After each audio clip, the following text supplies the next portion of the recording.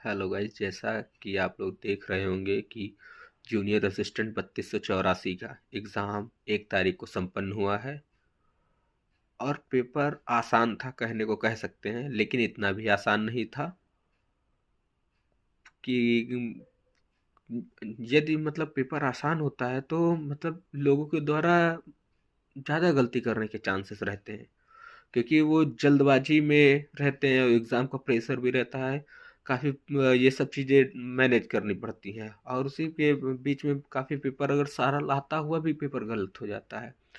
तो उसके हिसाब से मैंने भी पेपर दिया था। हाँ, आसान था ये कह सकते हैं, लेकिन इतना आसान नहीं था कि आप लोग मतलब कट ऑफ बता दें कि 80-90 में जाएगी।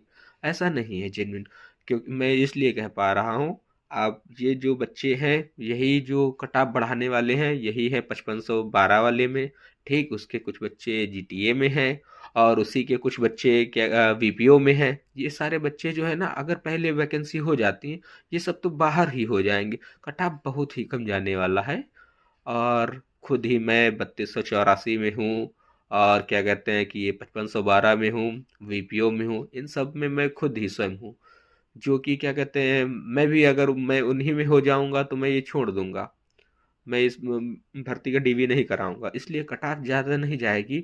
मेरा मानना है कि अगर कट ऑफ, ये मैं आपको बताना चाह रहा हूँ, टाइपिंग के लिए कट ऑफ, टाइपिंग के लिए कट ऑफ आपको ले जाएंगे वही 55 से 58 के बीच जो रहेगी।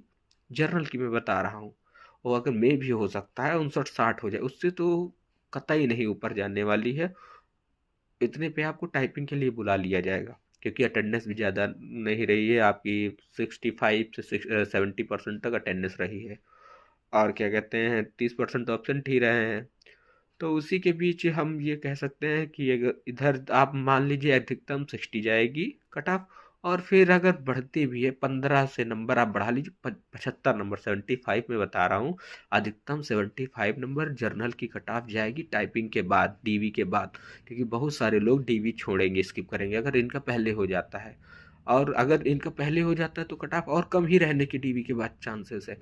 मैं ये बता रहा हूँ, यदि ये सभी लोग कराएं डीवी, तब की मैं बात बता रहा हूँ।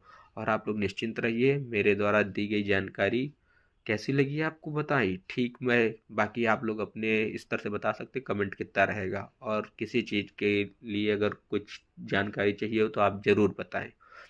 क्योंकि मैं भी मतलब एक्सपीरियंस कर रहा हूँ, मैं भी एग्ज़ाम में बैठ रहा हूँ, देख रहा हूँ कि क्या माहौल होता है वहाँ का।